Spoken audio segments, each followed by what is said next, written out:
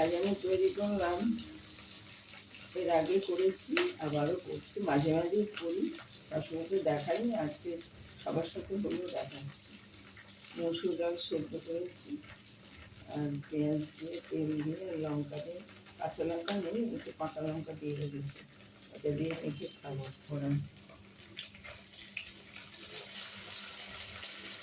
আলু সেদ্ধ দিয়েছি, কাঁচা লঙ্কা কুচো দিয়েছি, আদা কুচো দিয়েছি, হলুদ দিয়েছি, লবণ দিয়েছি, চিড়ে ভালো করে ধুয়ে ভিজিয়ে দিয়েছি, আর দিয়েছি পেঁয়াজ দিয়েছি, চালের গুঁড়ো দিয়েছি, আর দিয়েছি ডিম, মানে ব্যাটারটা তৈরি করেছি। আর তারপরে করেছি চিড়ের পকোড়া। আর এই জিরে কালো জিরে ফোড়ন দিয়ে লঙ্কা হলুদটা দিতেই হবে, নয়তো ঝোল হবে না। ঝোল দিয়েছি, আলু আর কচু দিয়ে, রুই মাছটা নুন হলুদ লঙ্কা দিয়ে ভেজে নিয়েছি, আলু আর কচু দিয়ে ওই মাছের ঝোলটা ভেজে।